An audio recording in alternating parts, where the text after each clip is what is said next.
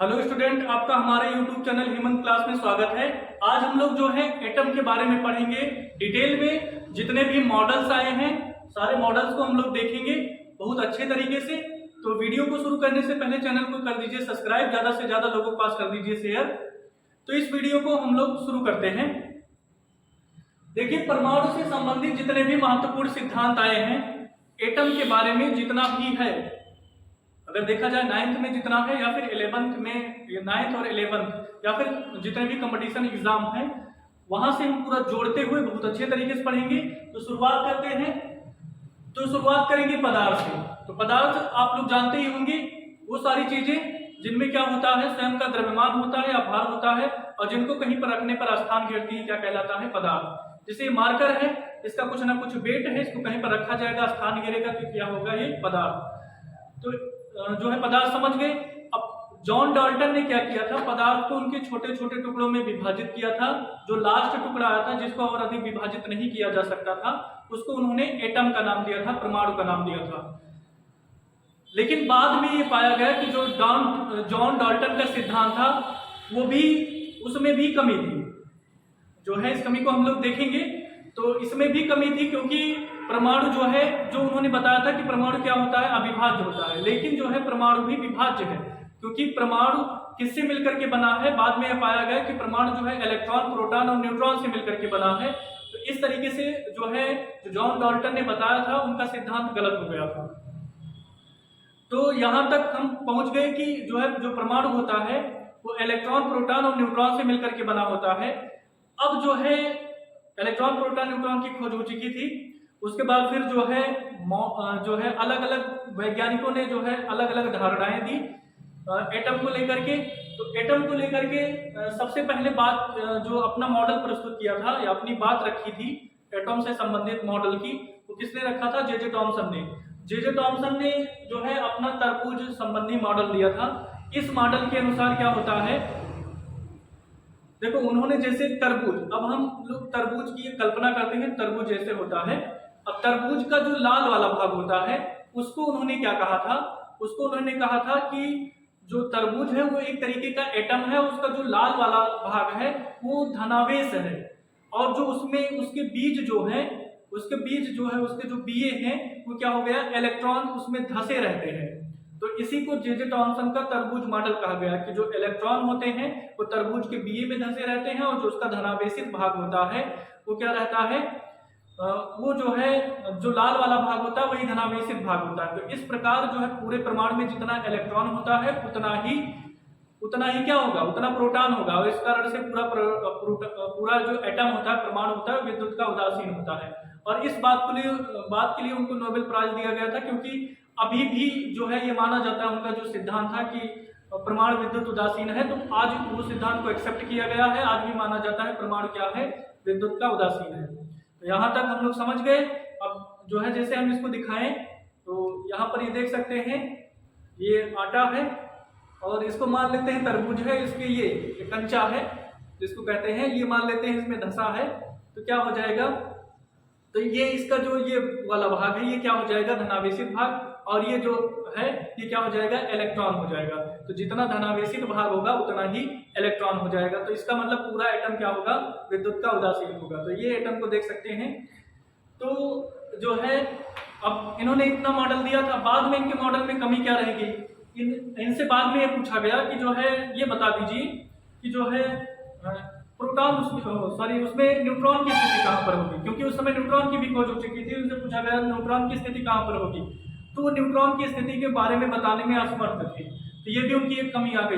दूसरा, इनका कोई भी सिस्टमैटिक ढंग से जो है कोई विचार नहीं था कि, मतलब अगर पूछा जाए कि कोई सिस्टमैटिक ढंग से कोई वैज्ञानिक प्रमाण इसका नहीं था, इस कारण से इनका मॉडल असफल रहा। लेकिन तब भी इनका योगदान, इन्होंने पहले तो इसके बारे में सोचा, जो है यही बहुत था उस समय, क्योंकि अब इन्होंने यहाँ तक सोच लिया है तो इसके आगे वाले वैज्ञानिक और ज्यादा सोचेंगे। लेकिन इनका एक पॉइंट अभी भी माना जाता है, जो प्रमुख प्रमाण जो है तो क्या है, विद्युत का उदासीन है। तो यहाँ से हम लोग देख सकते हैं कि पदार्थ जो कुछ भी जो स्थान घेरता है और जिसमें स्वयं का भार होता है वही होता है पदार्थ। इसके बाद परमाणु क्या होता है, पदार्थ का सूक्ष्मतम कण परमाणु कहलाता है, जिसे और अधिक विभाजित नहीं किया जा सकता। लेकिन बाद में पाया गया कि परमाणु भी कुछ कणों इलेक्ट्रॉन प्रोटॉन से मिलकर के बना होता है। इसके बाद अलग अलग वैज्ञानिकों ने धारणाएं दी थी। जे थॉमसन का परमाणु मॉडल जो है, जिसको तरबूज मॉडल भी बोला जाता है, इस सिद्धांत के अनुसार परमाणु एक तरबूज जैसे होता है या रहता है। तरबूज का लाल वाला भाग धनावेशित होता है और इसमें इलेक्ट्रॉन तरबूज के बीज की भाग धसे रहते हैं। जे थॉमसन मॉडल की जो है कमियां क्या क्या रह गई थी, तो इलेक्ट्रॉन की संख्या और प्रोटॉन उपलब्धियां उनकी क्या क्या थी, इलेक्ट्रॉन की संख्या और प्रोटॉन की संख्या दोनों बराबर होती है। इस प्रकार परमाणु विद्युत का उदासीन होता है। इसके लिए इन्हें नोबेल प्राइज दिया गया था। और जे थॉमसन के परमाणु मॉडल की कमी क्या थी, इन्होंने प्रोटॉन की स्थिति के बारे में, न्यूट्रॉन की स्थिति के बारे में इन्होंने कुछ नहीं बताया था। न्यूट्रॉन की स्थिति के बारे में बताने में असमर्थ थे और कोई भी इसका प्रायोगिक सत्यापन नहीं दिया गया था। और इस कारण से ये मॉडल जो है असफल रहा। यहाँ पर देख सकते हैं लाल वाला भाग जो है ये धनावेशित भाग है, इलेक्ट्रॉन इस तरीके से धसे हैं। तो उम्मीद करते हैं इतने पॉइंट समझ में आए होंगे। और जो भी कमी रह गई है, अब इसको सुधारेंगे कौन, रदरफोर्ड का परमाणु मॉडल जब आएगा। तो रदरफोर्ड ने जो है अल्फा प्रकीर्णन किया था, तो इसको भी हम लोग समझते हैं अल्फा प्रकीर्णन क्या है। तो हम लोग रदरफोर्ड का अल्फा प्रकीर्णन देखते हैं।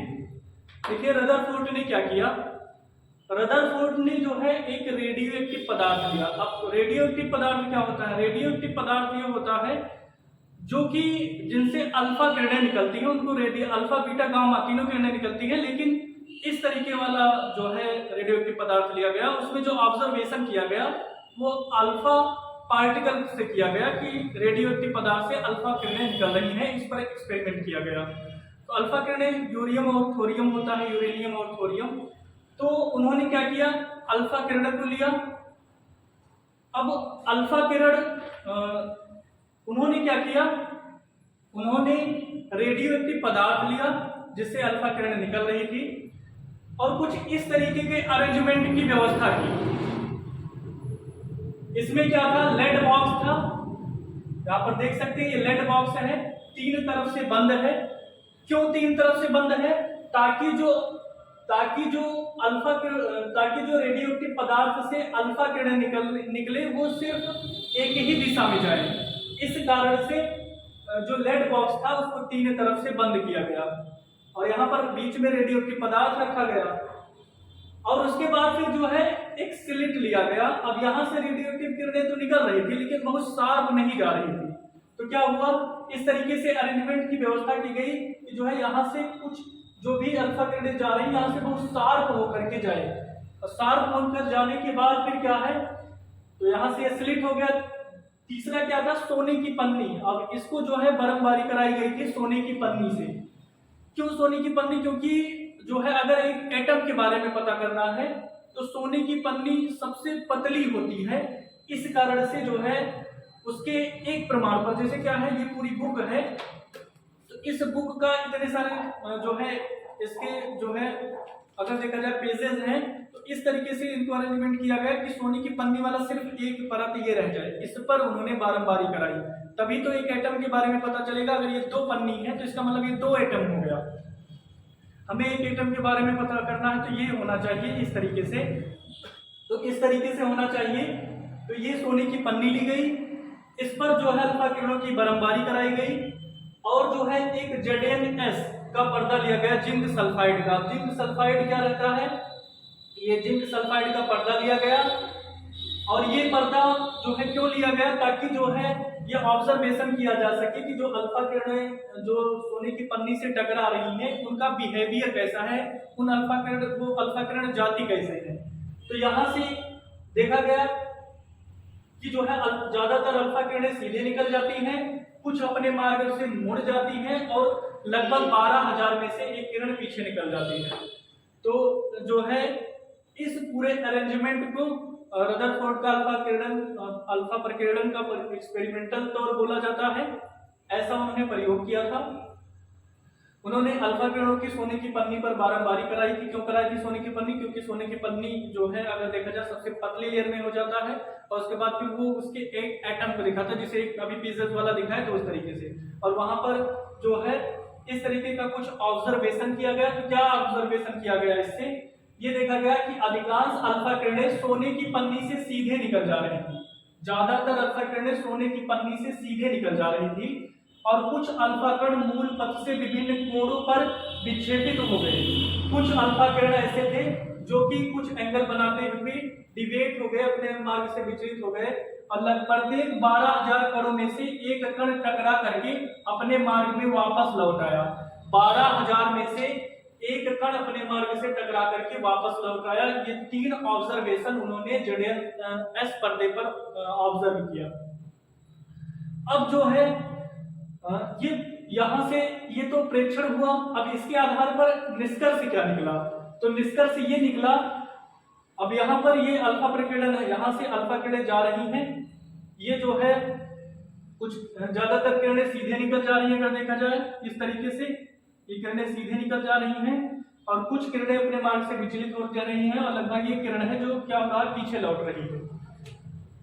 तो ये इनका ऑब्जर्वेशन था। इसके आधार पर क्या क्या निष्कर्ष निकाला गया? इसके आधार पर यह निष्कर्ष निकाला गया, जो पहला था कि जो सोने की पन्नी से सीधे निकल जा रही थी, तो ये माना गया कि जो एटम होता है उसका ज्यादातर भाग क्या होता है, खाली होता है। तभी किरणें जो है क्या हुई, तभी किरणें सीधे निकल गई।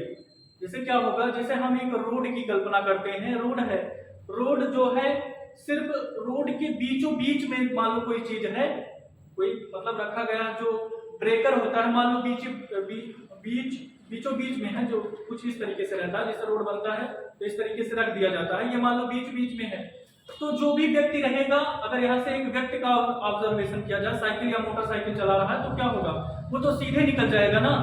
अगर इसका मतलब क्या है, रोड का ज्यादातर भाग खाली है ना, रोड का जिस तरीके से ज्यादातर भाग खाली है, जैसे ये है, यहाँ पर मान लो कोई चीज रखा गया है, तो जो भी किरणें यहाँ से होकर जाएंगी, ये मान लेते हैं कि कुछ इस तरीके से है, और इसके ऊपर या इसके नीचे जो भी किरणें जाएंगी वो क्या होगा, सीधे निकल जाएंगी। इसका मतलब इसका ज्यादातर भाग क्या है, खाली है। तो इस तरीके से पहले पर यह निष्कर्ष निकाला गया कि जो किरणें सीधे निकल जा रही थी, इसका मतलब एटम का जो है ज्यादातर भाग खाली है, तभी किरणें सीधे निकल जा रही थी। और जो कुछ किरणों पर विक्षेपित हो जा रही थी, इस पर क्या निष्कर्ष निकाला गया? इस पर निष्कर्ष निकाला गया कि बहुत कम किरणें जो अपने मार्ग से विचलित हो रही थी। इसका मतलब यह परमाणु का धनावेशी भाग अत्यंत सूक्ष्म स्थान पर है।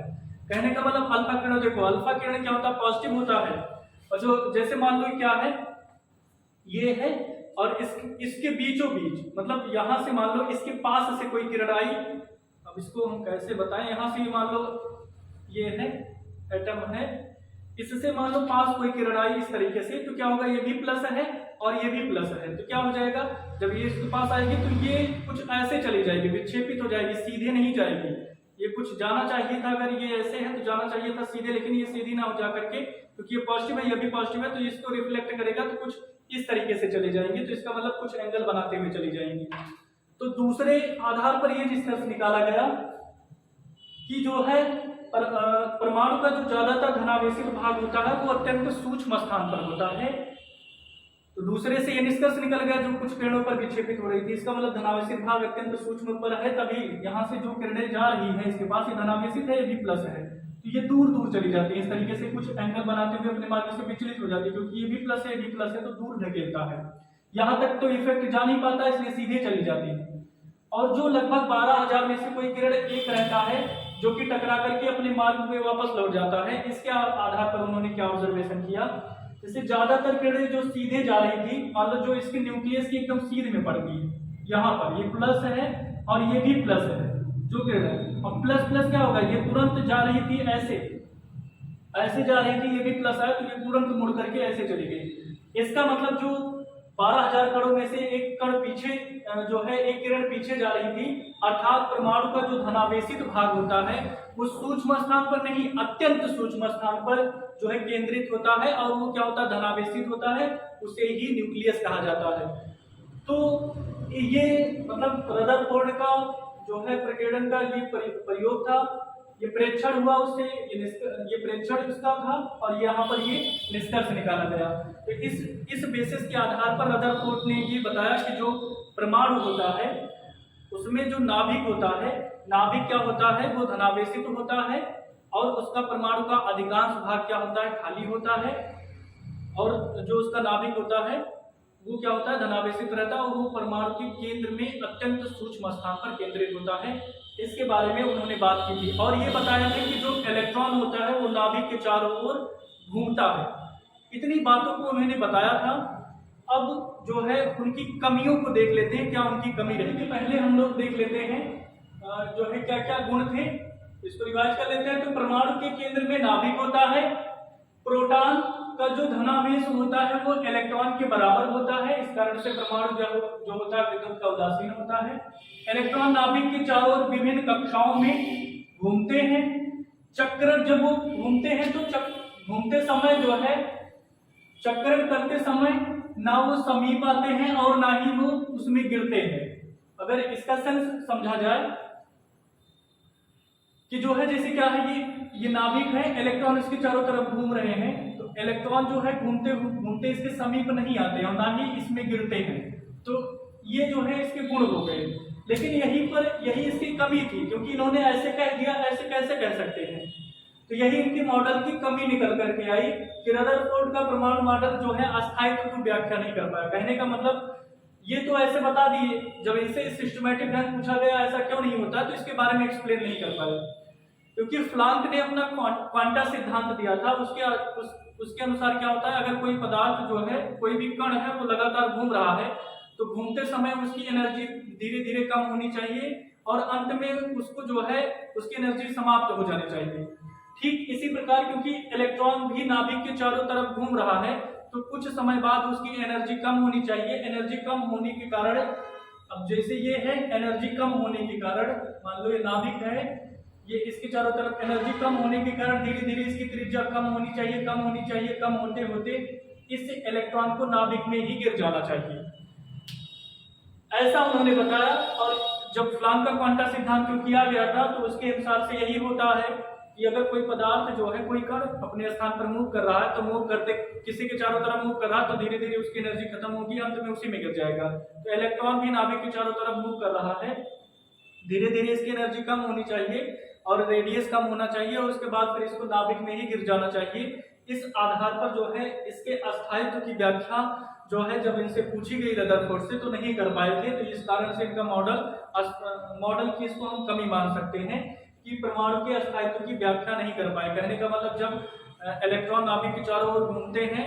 तो घूमते समय जो है उनकी त्रिज्या कम होनी चाहिए, कम होते होते एनर्जी और त्रिज्या कम होते होते उसको नाभिक में गिर जाना चाहिए। इसकी व्याख्या करने में वो सफल रहे। दूसरा, इन्होंने रदरफोर्ड का परमाणु मॉडल में इलेक्ट्रॉन किस कक्षा में घूमते हैं, पहली कक्षा में घूमते हैं, दूसरी कक्षा में घूमते हैं, किस कक्षा में इलेक्ट्रॉन घूमते हैं, इसके बारे में भी उनको वो नहीं बता पाए थे कि मतलब जैसे उन्होंने सिर्फ इतना बता दिया था कि वृत्ताकार कक्षा में घूमते हैं। अब कितनी वृत्ताकार कक्षाएं पॉसिबल हैं कि एक ही वृत्ताकार कक्षा में घूम रहे हैं सारे इलेक्ट्रॉन, तो इसके बारे में भी वो नहीं बता पाए थे। तो इन्हीं की कमी को दूर किए थे बोहर और बरी, जिसको बोहर-बरी का मॉडल बोला जाता है, बोहर-बरी का परमाणु मॉडल कहा जाता है।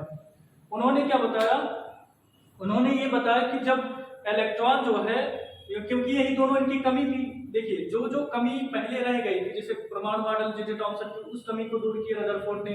अब इनकी कमी को ये दूर करते हैं जो है बोर और बरी। तो उन्होंने ये बताया कि जब इलेक्ट्रॉन जो है नाभिक के चारों ओर घूमता है तो घूमते हुए वो ऊर्जा का ह्रास नहीं करता है, एनर्जी का वो लूज नहीं करता, जितना एनर्जी उसके पास है उतना ही रहता है। और इसको हम एक वीडियो में करवा चुके हैं कि अगर कोई चीज किसी के चारों तरफ घूमता है उसके द्वारा कोई भी कार्य नहीं होता है, कार्य का मतलब कार्य कितना होता है, 0 होता है। तो इसका मतलब वो ऊर्जा का ह्रास नहीं कर रहा है। और उसमें जो है अब देखा जाए नाभिक में क्या होता है, नाभिक में होता है धनावेश होता है नाभिक में और इलेक्ट्रॉन में ऋणावेश। इनके बीच में एक तो आकर्षण बल काम करेगा, जितना आकर्षण बल काम करता है, ये क्वेश्चन आ रहा होगा क्योंकि यहाँ पर प्लस है, इलेक्ट्रॉन इनके बीच में आकर्षण बल और धीरे धीरे इसको इसी में गिर जाना चाहिए। ऐसा भी इलेक्ट्रॉन और जो प्रोटॉन रहता है उसके आकर्षण बल के कारण जो है इसको इसी में गिर जाना चाहिए, लेकिन ऐसा नहीं होता है। पीछे की तरफ एक अपकेंद्र बल काम करता है जो इस अभिकेंद्र बल को बैलेंस करता है। पीछे की तरफ जो है यहाँ पर अपकेंद्र बल काम करता है जो कि अभिकेंद्र बल को बैलेंस करता है और ये जो है नहीं गिरता है, ये रीजन रहता है जो है। जैसे अगर बाल्टी में जो है पानी भर करके या फिर किसी भी ऐसे इंस्ट्रूमेंट में जिसमें पानी भर ले और ऊपर से खुला बाल्टी ले लेते हैं, उसको एक निश्चित वेग से अगर घुमाते हैं इस तरीके से तो पानी नहीं गिरता है, क्योंकि वो ऊपर आने पर यहाँ पर भी पानी नहीं गिरता, क्योंकि पीछे की तरफ अब केंद्र पर लगता है उनके घूमने के कारण।